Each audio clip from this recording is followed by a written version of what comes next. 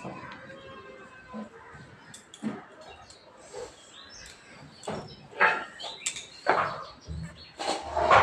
বন্ধুরা, তোমরা সবাই কেমন আছো? আশা করি ভালো আছো। তো আজকে আমরা এই যে দেখতে পাচ্ছ, এটাকে বলে শোলা কচু। তো শোলা কচুটা আমরা এবার ডালের বড়ি দিয়ে রান্না করব। তো আজকে আমরা কি কি রান্না করব তাই তোমাদের সঙ্গে একটু শেয়ার করছি, ঠিক আছে?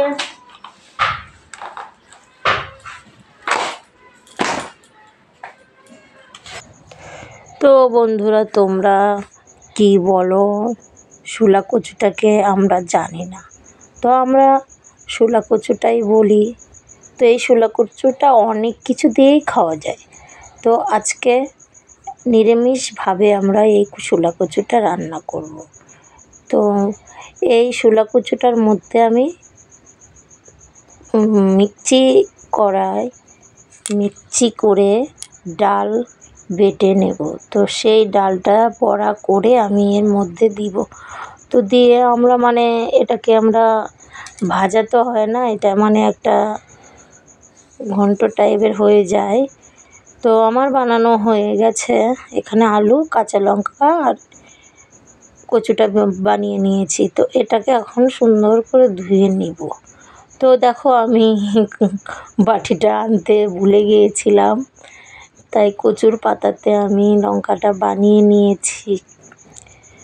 তো এখন এই জলটা আমি এই বালতির মধ্যে দিয়ে দিব। দিয়ে আমি ভালো করে কচলাইয়ে ধুয়ে আমি কড়াইটা গরম করে ওর মধ্যে দিয়ে দিলাম।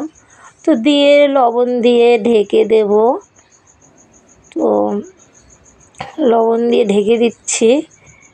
তো আধা ঘন্টার মতো আস্তে করে দিয়ে রেখে দেব। তো এতগুলো দেখতে পাচ্ছ, তো অল্প একটু হয়ে যাবে। কচুটা সিদ্ধ হয়ে গেলে তোমরা আশা করি জানোই সেটা। তো এখানে যে ডালটা আর আতপ চালটা ভিজে নিয়েছিলাম সেটা মিক্সিতে দিয়ে দিচ্ছি। তো দেওয়ার পর এখন ছেলেকে বললাম, বাবু একটু আমাকে ডালটা মিক্সি করে দাও।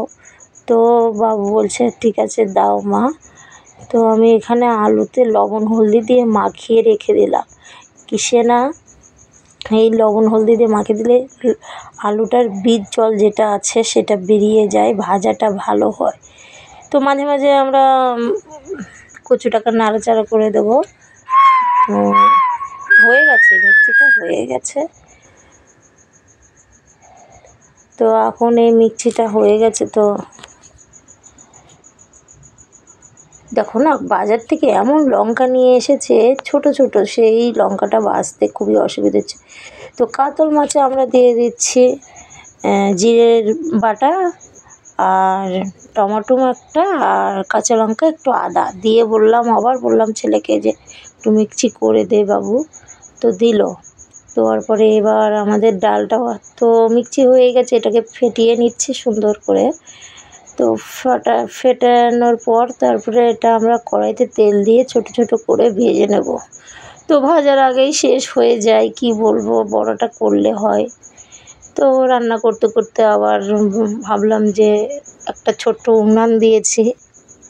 তো ওই উনানটাকে আমরা দেখছি যে শক্ত হয়েছে কি না। তো দেখলাম ভালোই হয়েছে শক্ত। আগামীকাল আমি মুখটা কেটে নেব। তো ছেলে খেয়ে থুয়েছে, তো এটা ভেঙে নিচ্ছি। তো এখন রান্না করতে করতেই আমি কিছুটা কাম করে নেই, কারণ তোমরা তো জানোই আমি ব্লাউজ বানাই, টাইম পাই না। তো এখন এখানে মাজা থাল বাসন ছিল, ওই থালাগুলো আমি এখন যেখানে থালাটা রাখি সেখানে সাজিয়ে রাখবো। সাজিয়ে রেখে ভাবছি, দেখো আমাদের কচুর শাক আর তরকারি, কাতল মাছের তরকারিটা হয়ে গেছে, ভাতও হয়ে গেছে। তো এখন আমরা থালটা মেজে নেব, বাসনপত্র সব নামিয়ে রেখেছি, ওগুলো মেজে নিচ্ছি। মেজে নেওয়ার পর চানটা করে নেব। তো চান করার পর কি বলবো, চান করার পর কী করতে হয়, সিঁদুর মাথাটা আঁচড়াতে হয়, সিঁদুর পরতে হয়, তোমরা তো সবাই জানো। তো আমি থালটা মেজে তো এখন আমি চান করতে যাচ্ছি। তো চানটা করে নিয়ে আসছি।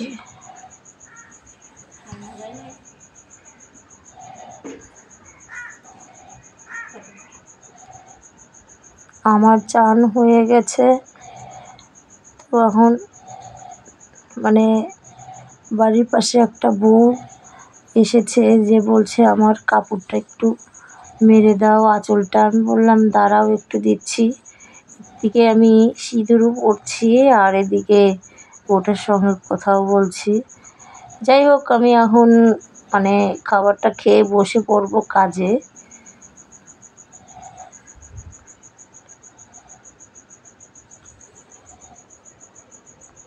তো বন্ধুরা, আমার এখন খাওয়া দাওয়া হয়ে গেল। তো আমি এখন কাজে বসবো।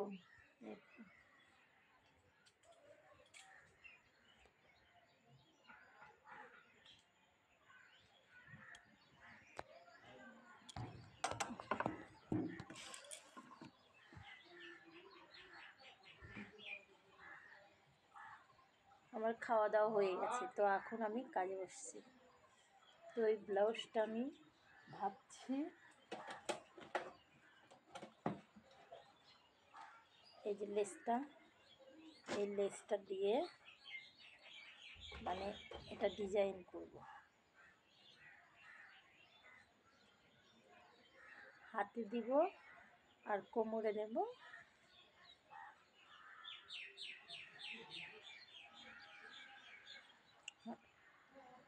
ডবল দেবো। তো এই ব্লাউজটা করে তোমাদের সঙ্গে শেয়ার করবো, ঠিক আছে? মানে তোমাদের সঙ্গে শেয়ার করবো, ঠিক আছে? তো ভালো লাগলে লাইক কমেন্ট শেয়ার করে দিও, আর আমার ভিডিওটা একটু দয়া করে দেখবা, আমার ভিডিওটা একটু দেখো, ঠিক আছে? এটা